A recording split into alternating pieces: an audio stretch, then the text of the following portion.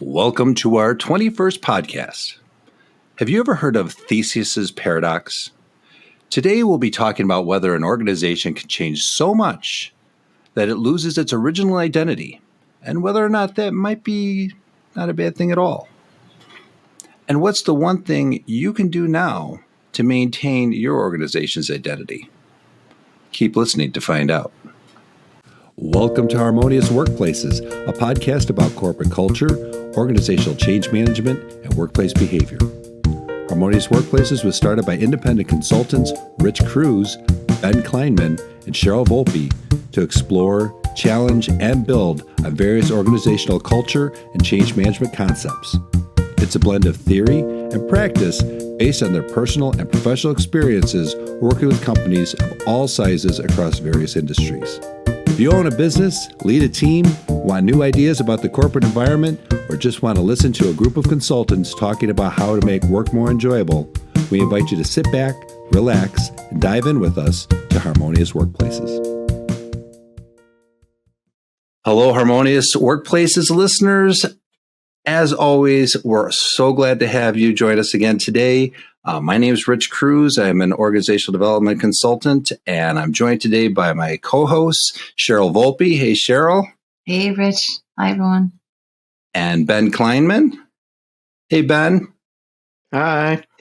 Hello. And today, so we thought we would bring a little bit of Greek mythology into today's discussion, and just a little story about how this came about. My kid, for some reason, just came over to me and says, "Papa,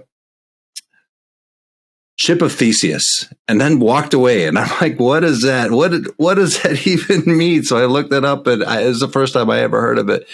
And boy, it made a lot of sense, right? I mean, I brought it up to us in some conversation, and here we are talking about it because it's all about change, right? So, are we familiar with the? Maybe we could do a little.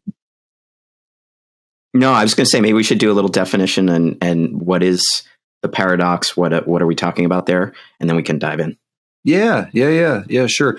So the story goes, so Theseus, mythological figure, right? The first ruler of Athens, the really more famous for his defeating the Minotaur, right, in the labyrinth. And there was a ship that was in the, and correct me if I'm wrong on this, but there was a ship that was in the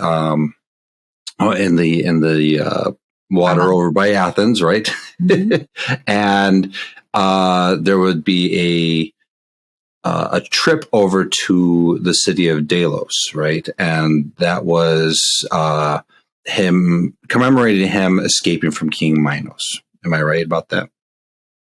Yeah. According to Wikipedia, you are. According to Wikipedia, right? Yeah. So it's basically his getaway car, his getaway car ship. Yeah. So they kept the ship shipworthy and docked in the waterway there for years and years and years as a pilgrimage, right? And throughout the years, it disintegrated. Boards were replaced, and over centuries, every piece of that ship ended up being replaced. And the paradox is it still, or was it still, the same ship after everything was replaced, right? So that brings up, like, in change, right? Is there, in episode 10, here we go all the way back to episode 10, we talked about change fatigue. But is there a point where so much change has happened that we've lost the identity of the organization? Did that tee that up okay? That was great. Yeah, that was great. Okay. That was great. So the ship of Theseus is the getaway ship. The king had gosh, I'm butchering this now. So the king had essentially founded Athens, and Theseus goes and rescues the children of Athens, gets away on the ship, and Athenians kind of commemorate that every year, or they used to do every year, by going on this pilgrimage to Delos to honor their god Apollo. Okay, so we've got this getaway ship. They're trying to preserve it, commemorate their history, their heritage, all that kind of stuff. I think that concept kind of resonates. A lot of religions and cultures try to remember things every year, annually, and preserve some element of heritage. And so, at what point does that original thing not be that original thing anymore? Not be that original thing, right? And how we see this? Go ahead, Charlie. How that identity over time changes, and even the celebration related to the ship as it undergoes changes over time as well. That is a connection to company identity. What were you going to say, Richard? Oh, I was just going to say that. Well, first of all, I was going to say I've personally seen this happen in organizations where it's changed so much that. Well, two things. One, it's gotten better. Like it was transformed from, and I think, entrepreneurial companies, like, startups, they're going to go through that ship of Theseus. It's almost like a complete metamorphosis, right? Because they're going to come from nothing into something that's working, hopefully, but I've also seen the opposite. But is your culture changing? Like, you think of a really good startup and you sort of think, okay, they've got this imprint of what they want their culture to be.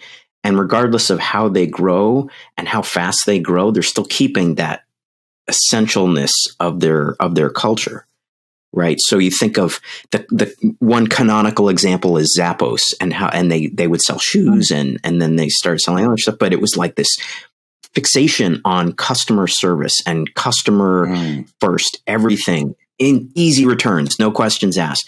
Anything they could do to make the customer happy, they would do. And I think they kept that mentality as they grew, and they become a massive company, but they still kind of kept that. They kept their people kept that mindset, that customer first mindset. And I feel like some startups, they grow so fast, they become a whole different organization almost. Well, yeah, for sure. Also, with the new companies, you have to be so strong with your brand identity, and you have to be so consistent and so bold with that, because you are out of the blue. You are brand new. You are something that people haven't seen before. And I think the goal is to sort of associate yourself with that brand idea and be as consistent as you can with that. And then, oh no, what if you discover, right, that's got to be changed in the early days even, and that can be catastrophic. Mm-hmm. What happened to you, Ben? You had that? Yeah, no, I was just going to say we're like 7-8 minutes in, and my bolt of the blue was a new brand. If you're trying to do something different from IBM's sort of classic known as Big Blue, you could be out of the blue. If you were trying to do something that was disruptive to IBM, out of the blue. There's my idea for the day. I think I should go.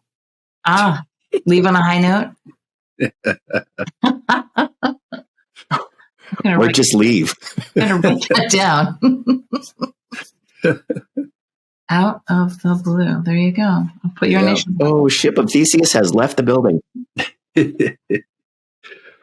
Well, now I've seen some organizations where they've gotten to a point where they specifically I worked for a SaaS company, right? And they developed this piece of software for the healthcare industry. Over a short amount of time, they made a lot of different changes, but it was really to groom the company for private equity. So it was this private equity acquisition, right? And so they were kind of changing how people were talking, some of the systems. So it was a lot of change thrown at everybody all at the same time. and then they really did kind of lose pretty much their identity because they were absorbed by this other company. Name changed, culture changed, people got thrown out. People, I mean, it was kind of a, all over the place type of deal. So, you could argue in that case, that ship of Theseus, while it was a piece by piece series of changes, and they retained the same core products that they were selling, right? But everybody changed. The leadership was the leader. The one constant was the same CEO. That was about it, and a core group of people that knew the product. Was the culture different? Vastly.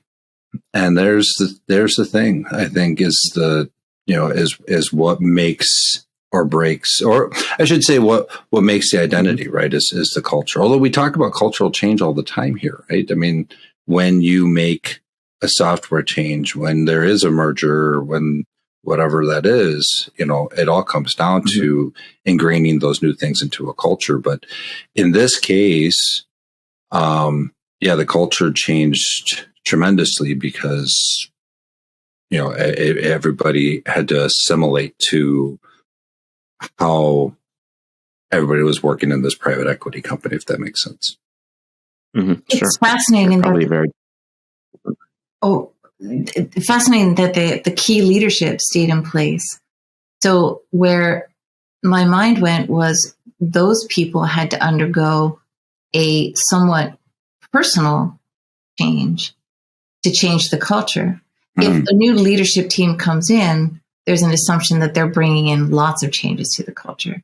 Sure. But that company that you're referencing, your experience was that the culture changed, but the leadership did not, which is just so interesting. They must have just seen the changes that had to happen, and then they projected that and filtered that communication down to everyone. And so, in you feel it was successful, obviously. Well, it was successful the company survived that, and anyway, the products that the company was creating survived through all of that. Right. But the identity of the company was completely different. The branding was changed somewhat, in terms of how the communication was and what things look like. I'm kind of reminded of there are some even bigger brands out there that my wife and I have been watching this, the Food That Made America. Have you ever seen this series? Right? Yeah. It's it's on Hulu, I think. And but some of these bigger brands, they will have gotten to a certain point, and then the owner wants to retire, so they give it to the children, or somebody passes away and somebody else has to take over. And you also see partnerships dissolve, and then the whole way things operate are vastly different. McDonald's, for instance, right? Ray Kroc bought McDonald's from the McDonald's brothers, right? I think that's right. For a very small amount of money, and completely changed for a the way song and a dance, basically, right? And then built the McDonald's across the street from them and put them out of business. But he built this way that this company was going to be run, right? And then the old guard, was tossed out like an old rotten board. So back to the ship. Yeah. Some of those stories are in your example of the SaaS. Oh, just back to some of those epic stories about brands that are household names. It was very dog eat dog in a lot of those cases. And not everyone who had the idea got the credit at the end, right? Sure. Fascinating series. I highly recommend it to everyone. Go ahead, Ben. I was just going to ask, Rich, in your example of the SaaS company, was it intentional when that smaller company was first founded and building out their product suite? Was the vision that they would sell it to a bigger company at some point? That's a great question. And let's do this before I answer that. Let's take a quick break and we'll come right back and I'll answer that. We'll be right back. For Fortune 100 companies and small businesses alike, Harborside Strategy helps design and implement customized precision change management initiatives. From new organizational structures to new processes to new systems, we help you clarify the reason and urgency around your change in language that will resonate across your organization. With that clarity and a common purpose, we use the power of stories and blended communication methods to reinforce your goals and keep everyone focused and aligned.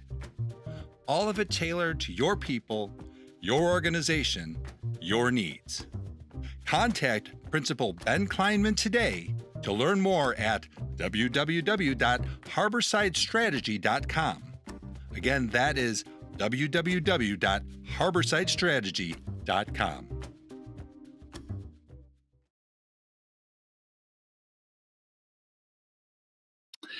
And we're back. So before we went on the break, Ben asked if the SaaS company that I referenced earlier, which completely changed and was acquired by a private equity company, whether they intended on being purchased, right? And the short answer of that is yes.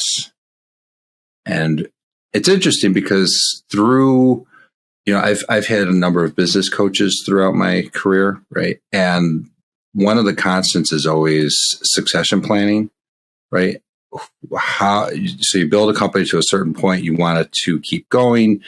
What happens after that, right? Mm-hmm. And that exit strategy, and we hear this a lot, right? Is the exit strategy is sell to another entity, right? So in this case, yes, it was planned. For startups, it seems. Oh, okay. That's really interesting. So it's like if we think about the ship of Theseus, I'm sure nobody planned for that ship to be a whole different thing. They probably thought, we're just going to try to maintain this ship as it is, and every year we're going to have our commemoration of the event. And when you think of startups nowadays, it seems like everybody starts a company thinking, I'm going to exit somehow and go huge. I'm either going to IPO and go public, or I'm going to sell to one of the big dogs for 10 or 11 figures and cash out. And it seems like that's a very different mentality from trying to maintain this same thing over time. Right. Right. Which I want. Oh, go ahead, Cheryl. I was just going to say the desire to keep the memory of that heroic story alive is a passion, which can translate into the business model that we're equating it with, is that passion. And when that passion is the passion of the leaders, I think that determines how deeply ingrained and how much investment and how much importance will be put on saving that and keeping that. Totally agree. Yeah. Unless you have a really special leader driving it and saying, I'm going to build this up and sell it, but I want it to be a really special place. And I want that identity and that culture to be maintained so that the people are kind of cared for in a certain way as they work with that company or as customers continue to work with that company. Right. It's very easy to just say, I want to build it and sell it and cash out. And I don't really care what happens to the parts, the people, all the equipment, all my customers. That's not my problem anymore. Totally different mentality. Right. And so there's a,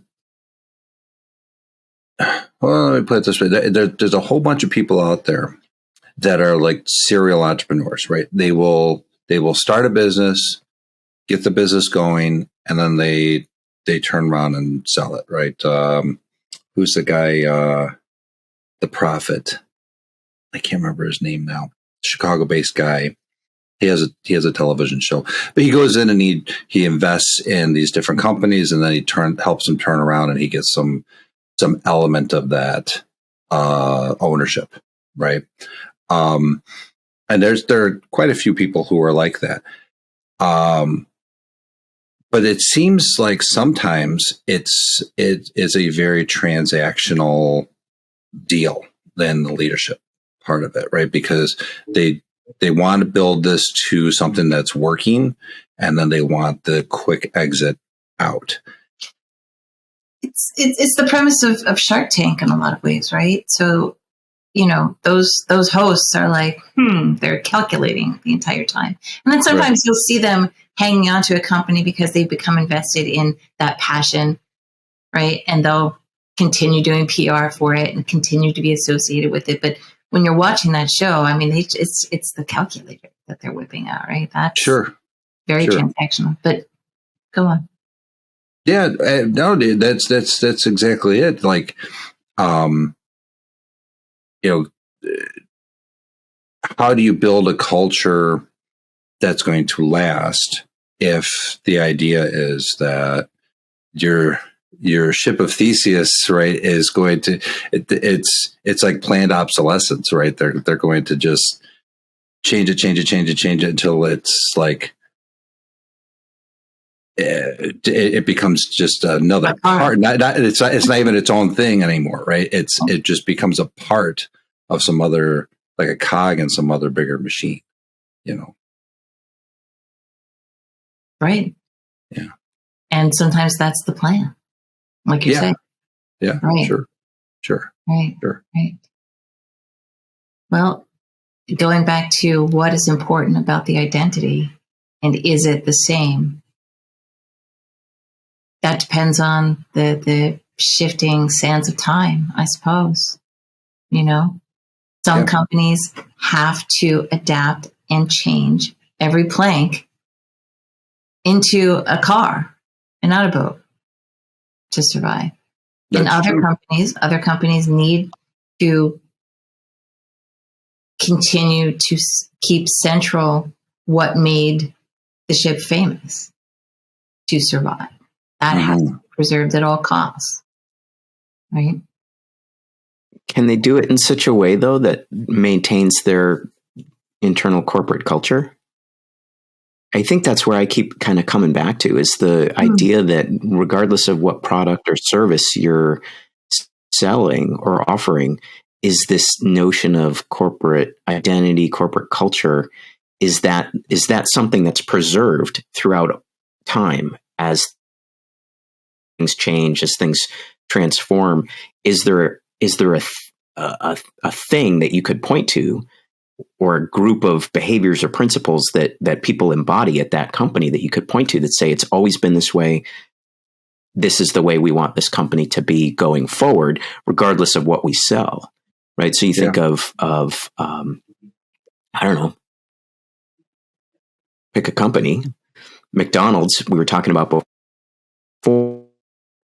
McDonald's has always sold hamburgers and milkshakes. They're probably always going to sell hamburgers and milkshakes till the end of time. Mm-hmm. Is there something about the corporate culture at McDonald's that is being preserved?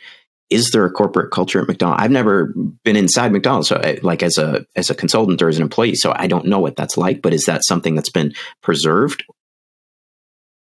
intentionally, or has it just been sort of organically created and it's just a little bit of this and that here and there? I don't know. It's a great example. I'm wondering if that's what's trying to be constant. Yeah, it's a great example. And I think that to answer your question about McDonald's, they've got kiosks now where you could put your order in when you're standing inside instead of standing in line at the counter. Counter's still there. You can still see the French fries. The soda machine is still there. There are there are things that you associate with that environment that are still there. Orange is still pretty much the color that you're going to see most often, you know, but there's these enormous kiosks. They are there in place of 4 registers. You know, there's only one. So those shifts are happening. Is it working for them? I don't happen to know, but I do know that I haven't seen a McDonald's close in a long time. That's true. So. Well, so the ship itself, right, is an artifact, right? So it is a piece of the culture that is visible. It's seen by all. It is that even though it's been changed over and over again, it still remains something that means something to this group of people that, you know, that would go on this pilgrimage and all that stuff. It's a powerful representation. Yes. Right. So it's a representation of the culture and the values. Right.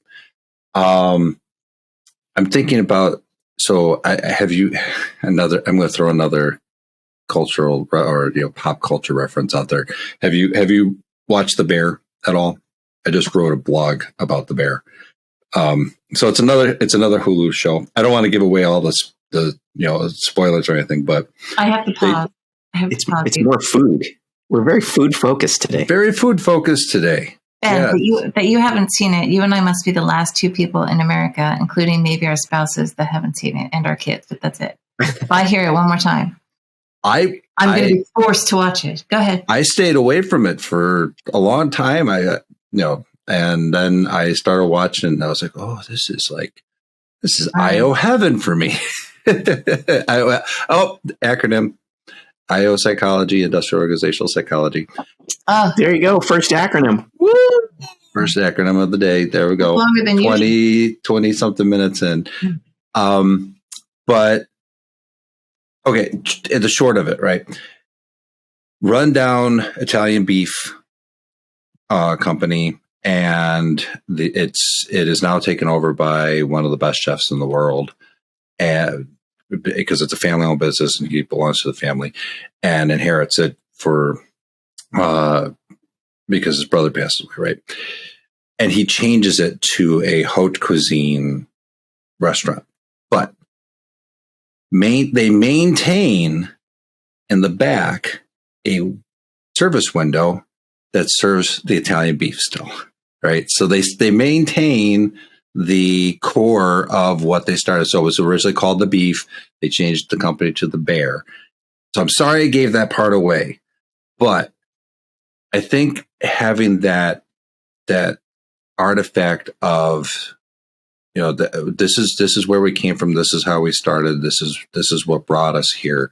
It also happens to be, you know, a cash flow helper on this, but you know, the hamburger is at McDonald's is iconic. It is the thing that and the French fries and the golden arches and of course the shakes and all that stuff.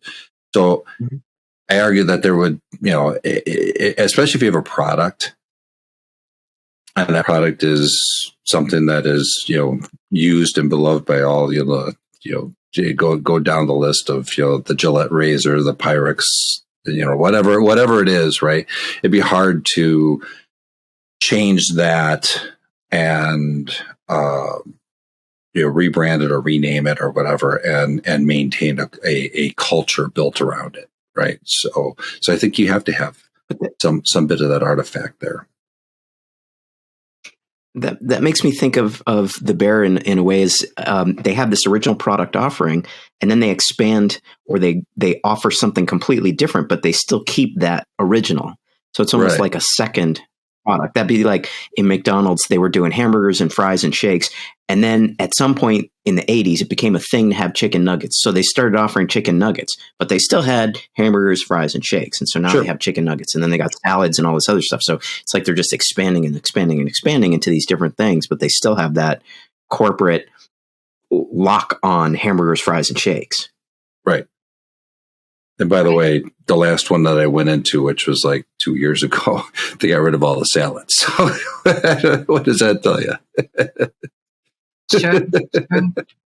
And getting back to your question about the culture too, Ben, whatever changes we as the public, whatever outfacing changes that there are in these cultures, you still don't really know what's happening behind closed doors inside the company. And that is the culture that I think you're asking about. And I think in the case of mergers and acquisitions in particular, when you see new leadership coming in, I think that there is a expectation that the culture that was in place before the new leadership may be sacrificed to whatever culture and values the new leadership has. And even if the end game to that merger or that acquisition is to sell off the new company, well, oftentimes that's kept sort of behind the scenes, that's kept secret, but to see the potential morale of the people and the culture of the day-to-day office environment is very low. Mm-hmm. Everyone's expecting to be let go or lose their jobs. Right. But the outward message from the PR department or the leadership, is often more positive. But there's always that expectation that in M&A transactions that the culture will be changed. It's totally agree. It's so hard to see what's going on inside. And you wonder sometimes about when a company gets acquired or merged or what have you, that are they buying, is the acquiring company buying the product, the widget, and they don't care about anything else? Are they buying the client roster that the other company had? So they, like, you think of consulting companies, one company acquires the other, they're essentially buying that clientele and that revenue stream. Do they care about the people that work there? Maybe. That would be lovely if they did, but maybe it's more important that they just have that new client roster, right? Mm-hmm. Or the brand. Yeah, exactly. And so it's just interesting at what point, what are you acquiring the culture, or are you just acquiring the means of production? Mm-hmm. I can tell you that when Morgan Stanley merged with Dean Witter, and I know I often bring up this example, but it's such a treasure trove of examples for so many things. But are you familiar with Sounds like a book right there. Thank you. I'll have to talk to Erica and pitched to published. Are you both familiar with the Pantone color system? Oh, yeah. Yep. Right. Yeah. So Morgan Stanley Blue is 287. You remember this. You do? No, I'm saying you remember the Pantone color. That's how important it is to the brand.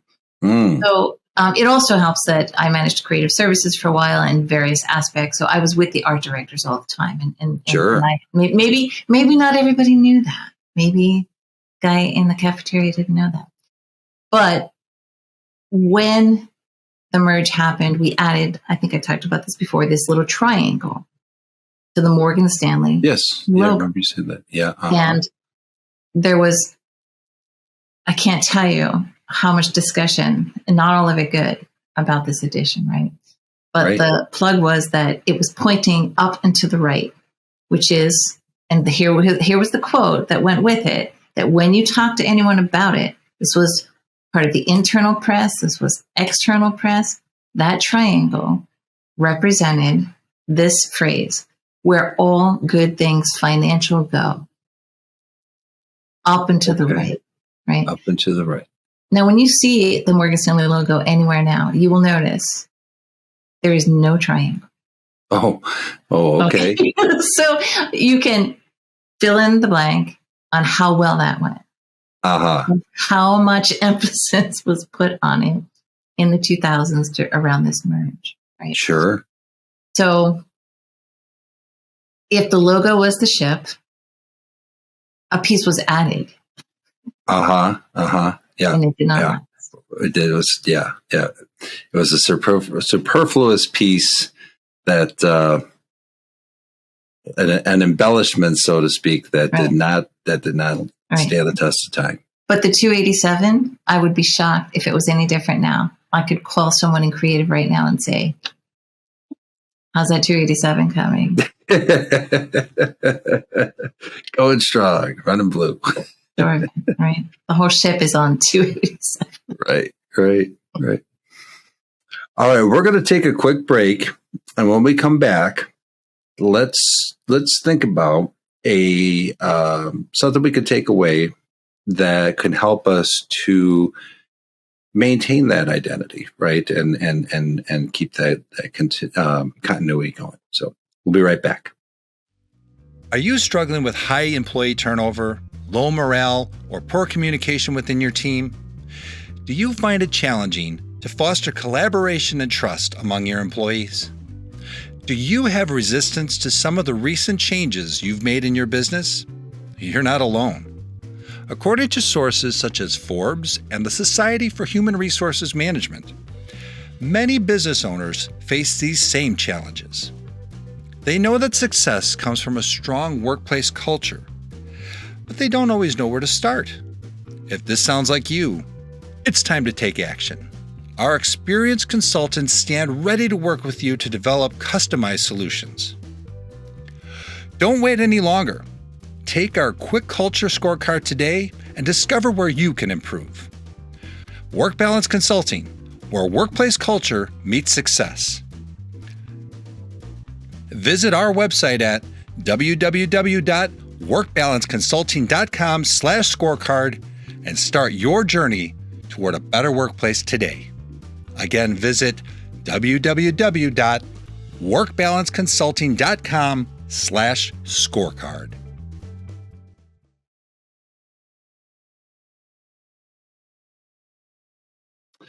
And we're back. So we have been talking today about the ship of Theseus, the Theseus paradox, and how something can have tons and tons of change. Is it still the same entity in the end, right? Does it still retain this identity?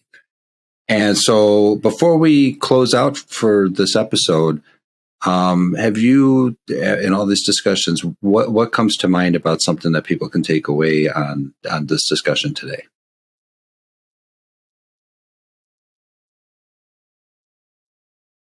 For my part, when it comes to what I could do today, what you or anyone could do right now to celebrate the ship or participate in the reimagining of the ship, it depends.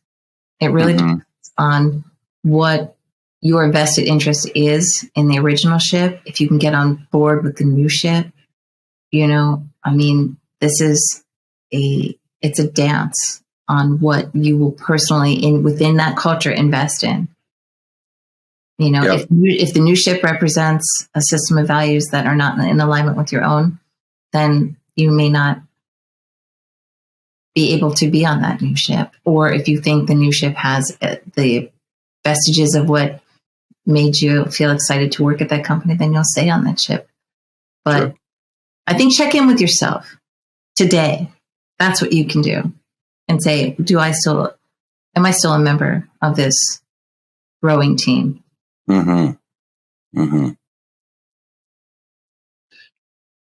Because they had oars on the ship we're talking about. That's right. Like a ton of oars. A ton of them. It took serious teamwork. Right. And now people pay good money to get yelled at by trainers to make them row. Yes. Look at that. I think for me, it's the intentionality. I'm taking it as a given that you have a corporate culture, a corporate identity that you want to maintain, even as things around you are getting replaced or as new products are coming and going. I'm taking it just as a baseline that you want to maintain that corporate culture. And so for me, it's about intentionality and leadership and people within all ranks of the company just saying this is an important culture that we want to maintain, behaviors that we want to continue, and we want to be able to keep for future generations of people that come through the company, of clients that we serve. And so we're going to be very thoughtful and very intentional about keeping that. We're going to train new people on what we stand for. We're going to reinforce it throughout the year and at company events and things like that. And so, it's about all of that, intentionally making sure that everyone knows what that Pantone color is, or everyone knows what that core slogan is about why the logo is oriented in a certain way, right? It's just intentionality. Yeah. I mean, we've talked about that. It's pretty consistent in our discussions of change, right? Is that there has to be some intentional focus on why are we doing this? What is the end result? As Ben has said, the crisp, clear vision, right, of where we want to be. And when we don't have that, right. And when we don't have that, when there may be some, clandestine vision of the ownership or the leadership that, this is not meant to be. This is a paper boat that's not meant to be here for very long, right? That we intend to have. Right, we're building it to sell it in 3 years at the greatest value. Yeah. Right, exactly. That artifact is going to disintegrate. It's going to go away, right? So, but if you want something that's going to be sustained and it can change, elements of it can change. The Morgan Stanley logo is still there. It's changed, but it's still there. There's still this artifact of it. There's still the Pantone color, right? That Pantone blue, but it remains. There's some element of that culture that's still there that remains because of this artifact. When you allow your ship of Theseus to not just be modified and maintained, but become a whole other thing, or become some, either vestigial part or something that gets absorbed into some other thing, you're probably going to, lose the identity, lose the, frankly, support in people, and that can lead to a lot of issues with change. Unless those people wanted that change or said, look, if we don't change, this will evaporate. Sure. Yeah. Mm-hmm. Yeah. I was thinking too that if depending upon how your leadership is set up, you can have a company that's basically built to grow and scale and be sold off. And if you're totally transparent with that vision, and you're hiring people and you're bringing people on board and they are buying into that mentality, if they know they're going to grind for 3 years and then they're going to get some portion of that exit share, that can be a brilliant model too. As long as I think there's a transparency there and an honesty about what you're doing, as opposed to that sort of in the back room, smoking cigars, building something. And then all of a sudden, you sell it off and you go cash out on your yacht. And all these people are like, Yep. Yeah, no one wants to surprise us. Yeah. That just being, right. Yeah, cool. All has to do with expectations. All right. Yes. Well, with that, I think we're going to wrap up. Have we resolved the paradox? 21. No, we have not. I don't think so. Does it remain the same? Does it not? It depends. I think that's where we ended up. Yes. Just as Cheryl said. Yes. The classic but IO. We did get in. I was going to say we did get in one acronym, and we did use a 10-point vocabulary word, vestigial. Nicely done. So our job is done. So nicely done. I'm really glad you highlighted that, Ben. I was thinking it. Good job, Rich. All right. Well, thanks, folks. So until we meet again, let's raise a glass to make change your friend. So it will never be. That's right. We'll see you all in the next episode. Thanks a lot.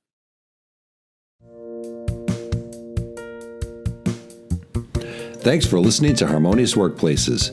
You can find Harmonious Workplaces on LinkedIn, Twitter, YouTube, Spotify, Amazon, Apple, and other streaming platforms. We'd love any feedback on whatever channel you find us on. Please rate, like, and share our podcast with your network, and remember to add Harmonious Workplaces to your list of favorites to get notified about each new episode. To contact Rich or Cheryl, please visit www.workbalanceconsulting.com. To connect with Ben, find him on LinkedIn or visit at www.harborsidestrategy.com.